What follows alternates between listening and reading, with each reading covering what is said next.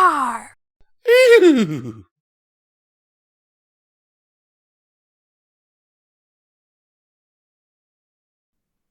Hello and welcome to Pony&Wolf Productions. I am Midnight and today we shall be reading Taste Like Raisins, written by DoctorDerpy. As always, these are amazing Patreons. The link is in the description if you wish to join. And Bats and Luna want to let you know that they prefer turkey and rabbit. Actually, any meat now that I think about it. Except beef. For some reason, not beef. Anywho, let's get to it, shall we?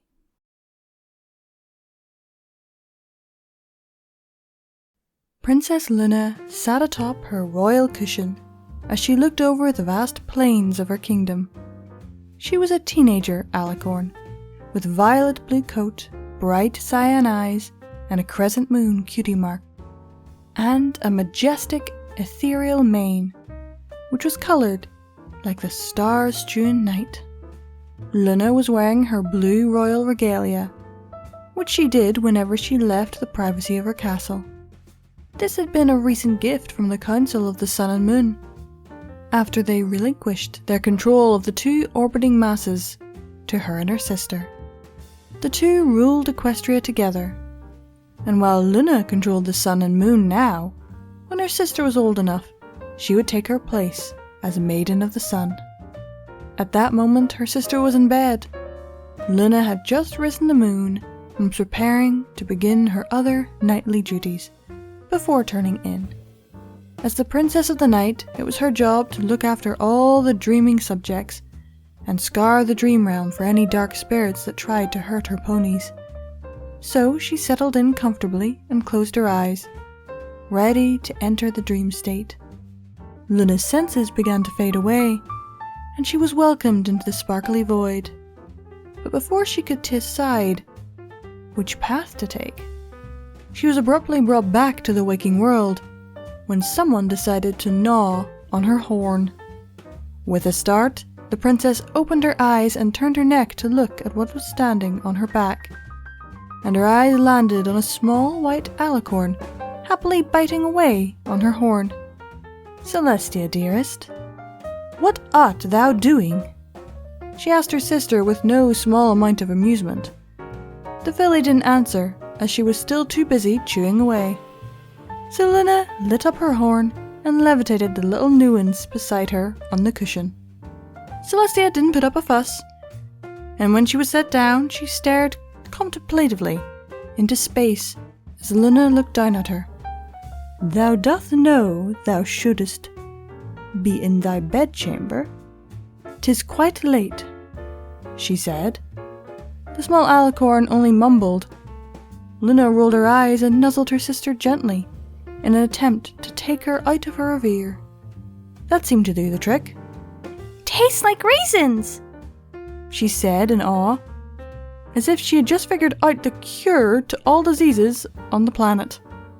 Luna blinked slowly as the words registered, and yet didn't make any sense. What did she mean by that? Perhaps her sister was making some sort of joke? They did often like to pull pranks on one another when the day was going a bit slowly. "Pardon?" "Tastes like raisins," Celestia repeated, looking back at her sister. "What tastes like raisins?"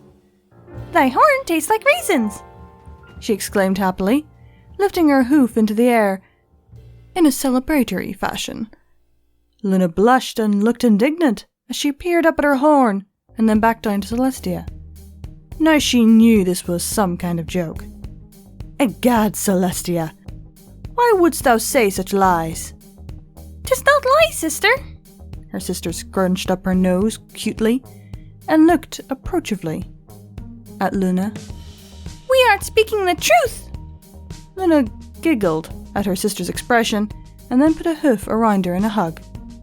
"All right, we shall decide for ourselves if thou art is lying."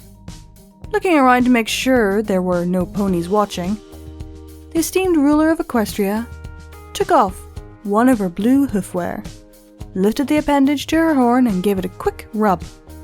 She looked at her hoof and then her sister. Still sure that this was a joke. Feeling childish, she brought the hoof to her mouth and licked. To her great surprise, the slight taste of raisins was present. How, Celestia, thou art correct. Our horn doth taste like raisins. We told thee, Celestia laughed. Luna shook her head in disbelief.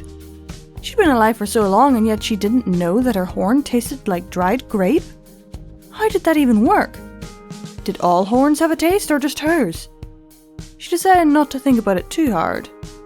And talking about thoughts, wherefore didst thou decide that gobbling on our horn was a good idea? She asked her little sister, who was currently having a small laughing fit.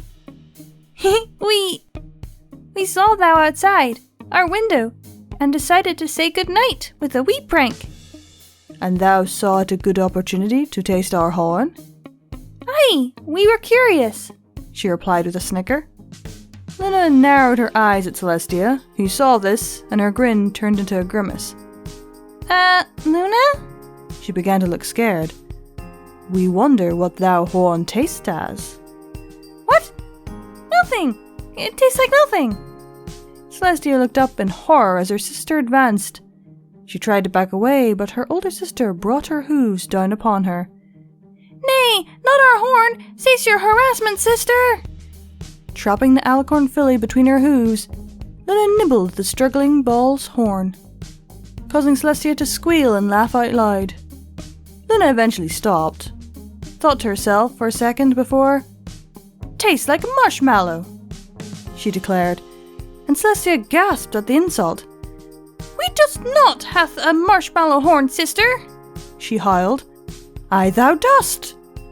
And Luna began tickling her squealing sister, laughing in merriment. Celestia forced her way out of her big sister's grip and spent the next few minutes laughing herself as she tried to tickle Luna back. She ducked and weaved in and out of the long appendages, attempting to get her own between them.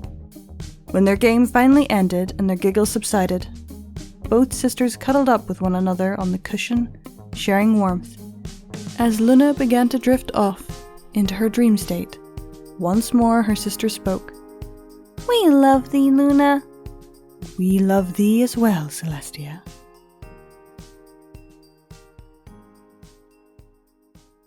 Well, that's an adorable little one. Alternate universe where Luna's the older one. Which, to be fair, makes sense in some ways, though if someone has to be awake during the day to deal with all the craziness, then maybe it should be Luna controlling the sun, because otherwise she's controlling both and not getting much sleep herself. Though it does sound like going into the dream realm is some kind of sleep, even if it's mentally exhausting. Maybe she has a system to it. I mean, Celestia was able to rule over day and night for 1,000 moons, however long that is. That was Tastes Like Raisin, written by DoctorDerpy. I hope you all enjoyed, and keep watching that moon, everyone. Bye!